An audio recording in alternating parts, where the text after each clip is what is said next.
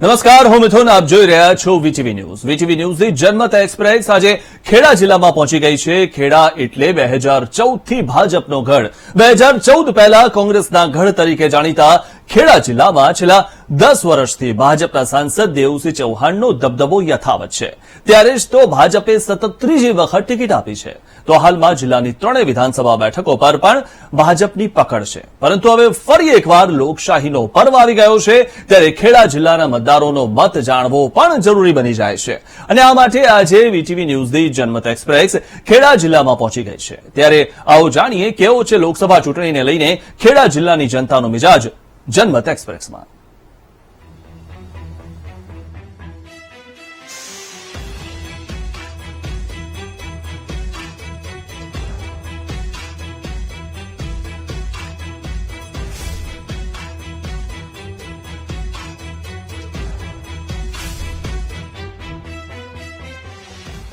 વીટીવીની જનમત express આજે આવી પહોંચી છે ખેડા લોકસભા બેઠક પર કે જે બેઠક પર કોંગ્રેસનો ગઢ જે છે તે કહેવાય છે, કારણ કે 1952 થી લઈને આ બેઠક ઉપર કોંગ્રેસ સૌથી વધારે ચૂંટાઈને આવી છે, જેમાં દિનશા જે છે તેઓ 5 ટર્મ સુધી અહીંયા ચૂંટાઈને આવ્યા હતા. અને કહી શકાય છે કે છેલ્લે આ બેઠકમાં એક પરિવર્તન આવ્યું અને ભારતીય જનતા પાર્ટી હવે અહીંયા હાલ જોવા મળી રહી છે અને તેના જ ઉમેદવાર ફરીથી રિપીટ કરવામાં આવ્યા છે. ત્યારે ઇલેક્શનને લઈને અહીંયા શું માહોલ છે, કારણ કે લોકમત જાણવો તેટલો જ જરૂરી છે, તે જાણીશું. આપ શું કહેશો? આ ખેડા લોકસભા બેઠકની અંદર કપડવંજ આવે છે, તો અહીંયા હાલ શું માહોલ છે ઇલેક્શનને લઈને? આપના મતે શું અહીંયા ફેરફાર થયા છે જેના કારણે તમે કોને પસંદ કરી રહ્યા? અહીંયા ભાજપથી ઘણા બધા ફેરફાર થઈ રહ્યા છે. કપડવંજનો વિકાસ થયેલો છે, મંદિરોનો પણ એટલો વિકાસ કરેલો છે, અને સરકાર અહીંયા ઉત્કંઠેશ્વર મહાદેવમાં પણ કંઈક 12 કરોડ રૂપિયાનો એ કરેલો છે. એટલે અહીંયા વિકાસ તો છે જ, એટલે વિકાસ થાય છે તો ખરો જ. અને બધી પબ્લિકને પણ આના લીધે ઘણી બધી શાંતિ છે, સલામતી છે, બધી રીતે શાંતિ છે. અને દરેકને દરેક રીતે એમ કે જે કંઈ હક મળવા જોઈએ એ ડાયરેક્ટ જે મળે છે ને, એટલા માટે ભાજપનો મોલ સારો છે. તહેવારો હોય ત્યારે અહીંયા ભક્તોની ભીડ જોવા મળે છે. આપ શું કહેશો, અહીંયા કેવો માહોલ છે ચૂંટણીને લઈને? કારણ કે દેવુસિંહ ચૌહાણ એમને ફરીથી રિપીટ કરવામાં આવ્યા છે. આ કોંગ્રેસનો ગઢ રહી ચૂક્યો છે. અહીંયા ભલે પહેલા કોંગ્રેસનો ગઢ હતો, પણ હમણાં પરિવર્તન આવ્યું છે 10 વર્ષથી.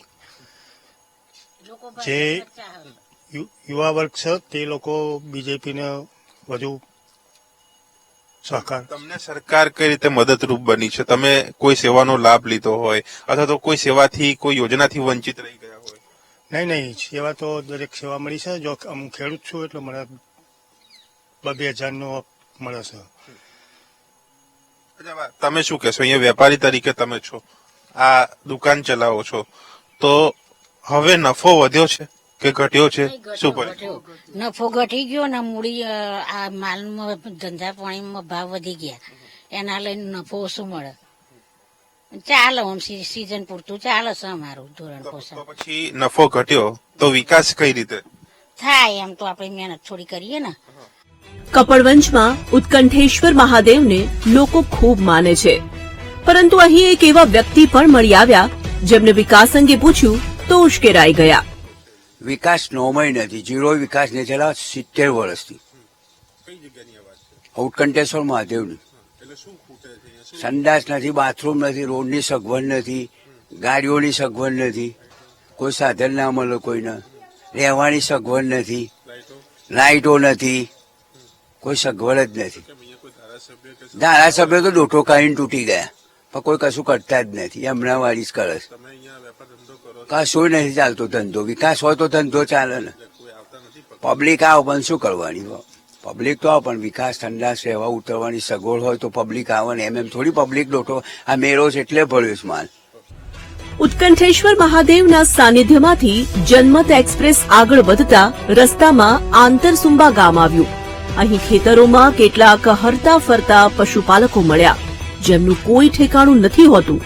અને જ્યારે અમે આ ઠેકાણા વગરના પશુપાલકોને મળ્યા તો તેમની વેદના છલકાઈ ગઈ. આ પશુપાલનનો તમે વ્યવસાય કરો છો, કેટલા સમયથી અને સરકાર જે પ્રકારે વાતો કરે છે કે પશુપાલકોને સરકાર મદદ કરી રહી છે, તો ખરેખર આપને કોઈ મદદ મળી છે? અત્યાર સુધી સાહેબ અમને કોઈ મદદ તો મળી નથી, અને અમારા સુધી કોઈ અત્યાર સુધી સરકારી કર્મચારી કોઈ આવેલા પણ નથી કે ભાઈ તમને આ આપીશું તે આપીશું. એવી અમને કોઈ અત્યાર સુધી અમને કોઈ એવી મદદ કોઈ અમે માંગણી નથી કરી સાહેબ, સહાય મળી નથી અત્યાર સુધી. તો તમારે આ પશુપાલનનો વ્યવસાય કરવા માટે એક જગ્યા તો હશે કોઈ ગામ ખાતે? કોઈ સાહેબ અત્યાર સુધી કોઈ રહેવા માટેની નહીં, કે પછી સાહેબ આ પશુઓને રાખવા માટેની નહીં, છોકરા ભણાવવા માટેની નહીં.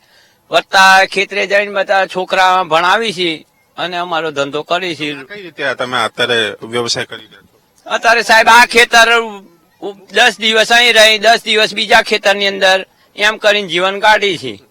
તમે કયા ગામના છો તમે? અમે અહીં આતર સુંભાના જ છે, પણ એવું છે ને સાહેબ, આ ખેતર વાળો ના પાડે તો બીજા ખેતરે જતા રહે, બીજા ખેતરમાં ના પાડે તો ત્રીજા ખેતરમાં જતા રહે. કોઈ પંચાયતમાં કશું છે નહીં, રહેવા ના દે, આ તે બધું ચાલ્યા રાખે. મકાન છે, જમીન છે, કશું નથી, મકાને નથી, જમીને નથી, એમને એવી કોઈ સહાય મળી જ નથી સાહેબ. હા, પશુઓને કઈ રીતે સાચવો છો? વરસાદ, ગરમી, ખેતરે ખેતરે મોરી અગરીને તમે ખેતર સારવા દે તો ચારો નહીં, જતો રહે તો જતા રહે.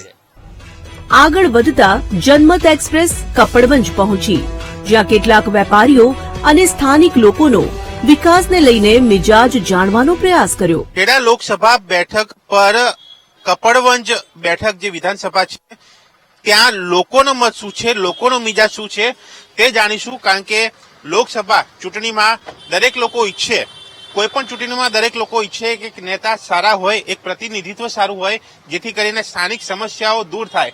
મોંઘવારી હોય કે પછી ખેતી બાબતની વાત હોય કે પછી અન્ય કોઈ બાબત. ત્યારે આ વખતે આ લોકસભા ચૂંટણી લઈને લોકોનો મિજાજ શું છે તે જાણીએ. કાકા, શું કહેશો, શું માહોલ છે અહીંયા? માહોલ સારું છે ભાજપનો, કોઈ તકલીફ નહીં ભાજપના. કપડવંજની વાત કરીએ તો અહીંયા સુવિધાઓ કઈ કઈ છે, હજુ પણ જે જરૂરિયાત છે, અથવા તો કોઈ કામ અટકી પડ્યા છે, કોઈ સમસ્યા? એવું કઈ છે નથી હાલમાં. તો હશે તો પાછી કમ્પ્લેન કરીશું, અત્યારે કશું નથી. શું કહેશો, આ વખતે લોકસભા ચૂંટણીનો માહોલ અહીંયા શું લાગી રહ્યો છે?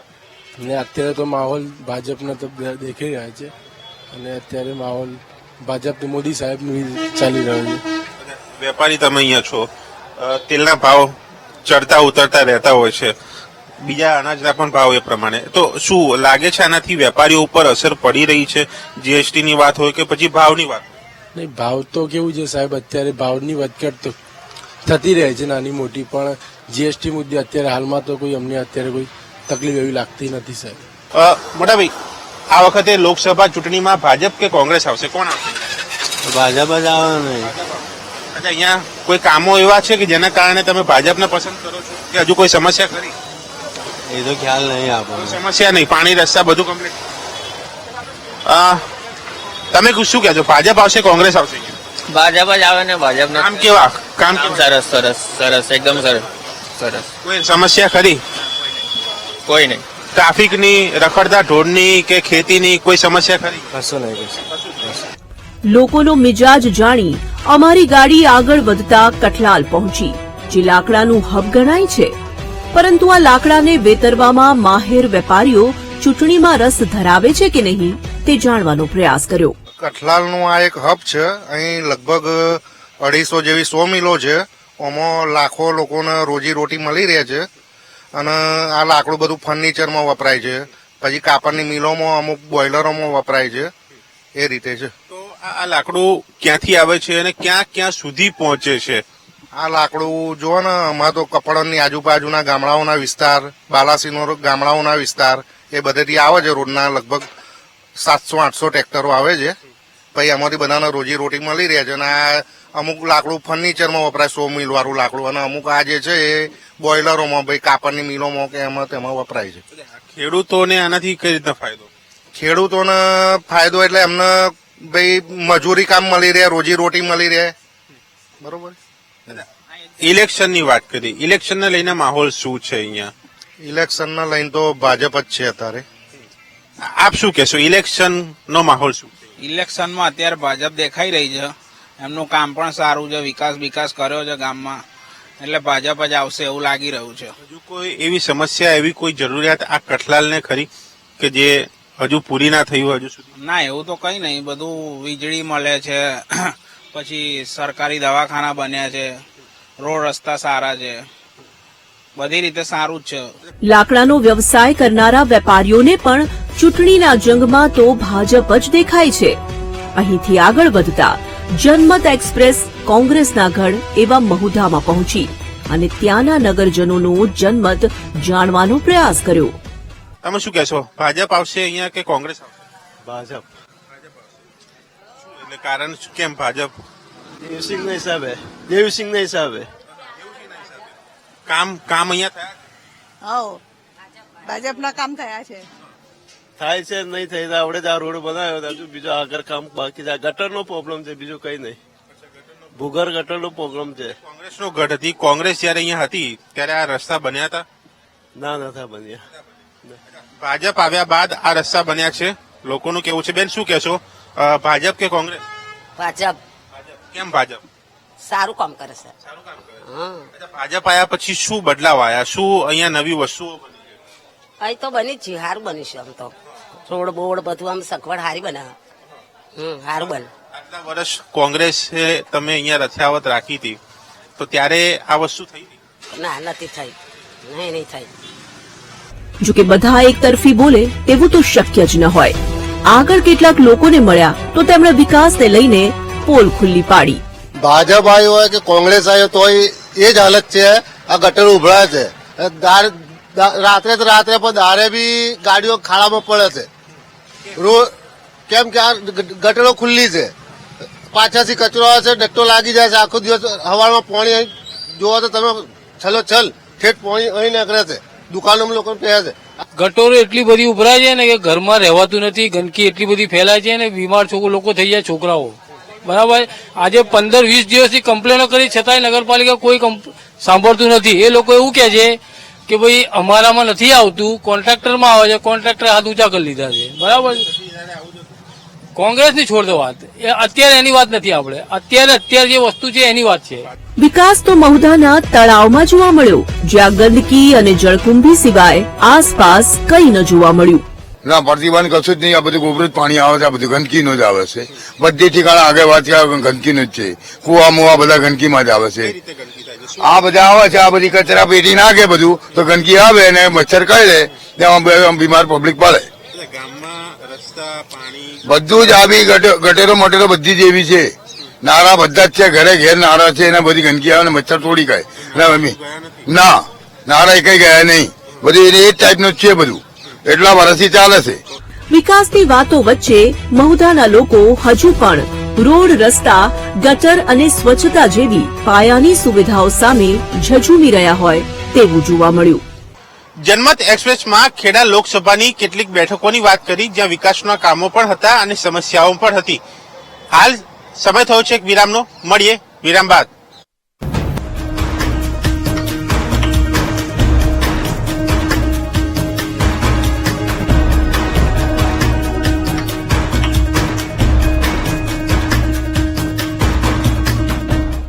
વિરામ બાદ આપનું સ્વાગત છે. જનમત એક્સપ્રેસ હવે આવી પહોંચી છે નડિયાદ બેઠકમાં કે જ્યાં ઉત્તરસંધા ગામ કે જે પાપડના બિઝનેસથી ખૂબ વખણાય છે અને આ જ બિઝનેસના કારણે આ ગામ જે છે તે સમૃદ્ધ ગામ કહેવાય છે.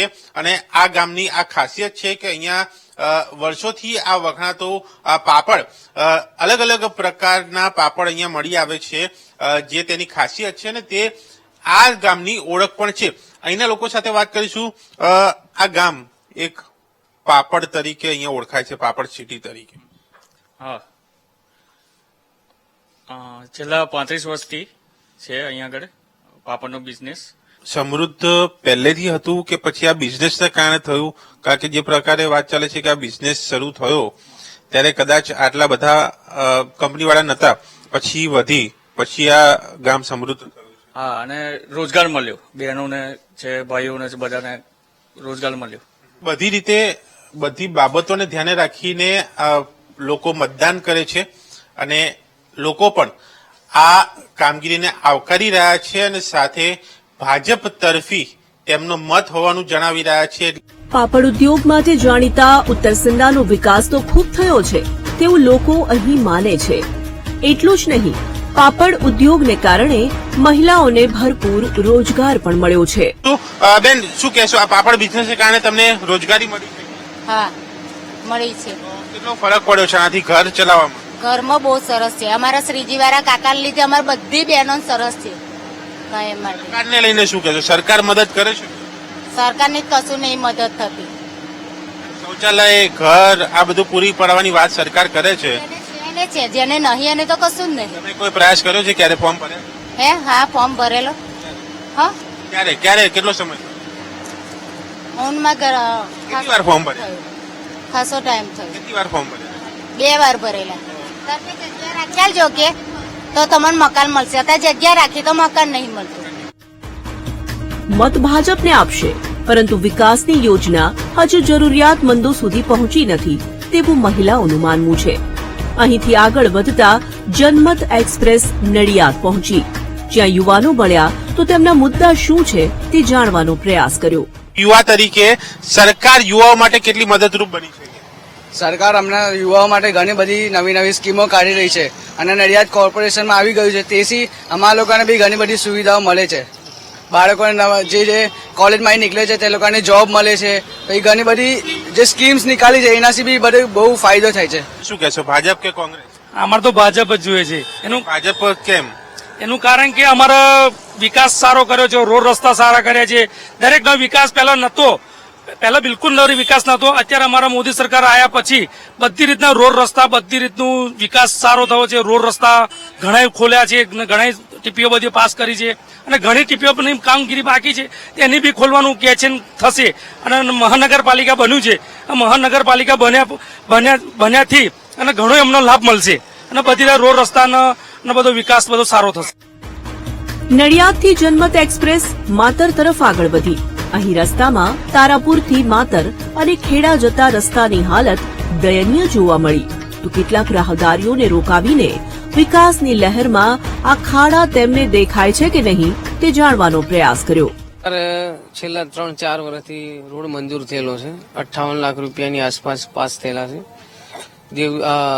આપણે કેસરીસિંહ સોલંકી સાહેબે પાસ કરેલો છે, પણ હજી સુધી એની કોઈ સમસ્યા મળી નથી. પેદલ લારી આખી દોરી ના આવે ક્યાંથી? હું ગામડે જઉં છું સાહેબ, ભંગાર ઉઘરાવાનો ધંધો છે અમારો અને લારી લઈને જઉં છું, આવું છું 5-10 કિલોમીટર ગામડે અને ત્યાંથી બધું ભંગાર ઉઘરાઈને આવીએ તો આવતા જતા છે ને સાહેબ રસ્તાના લીધે તકલીફ પડે. ખાડા બાડા હોય રસ્તામાં એટલે તકલીફ પડે છે. એટલે રોડ બને તો સારું, નવો તો આપણને તકલીફ ના પડે. લોકોના મણકા તૂટે તો તૂટે, તંત્ર હાલ ચૂંટણીમાં મસ્ત છે. આવી હાલત છે રસ્તાની. જનમત એક્સપ્રેસમાં સમય થયું છે વધુ એક બ્રેકનો. બ્રેક બાદ ખેડા લોકસભાની અન્ય વિધાનસભા બેઠકના લોકોનો જનમત જાણીશું.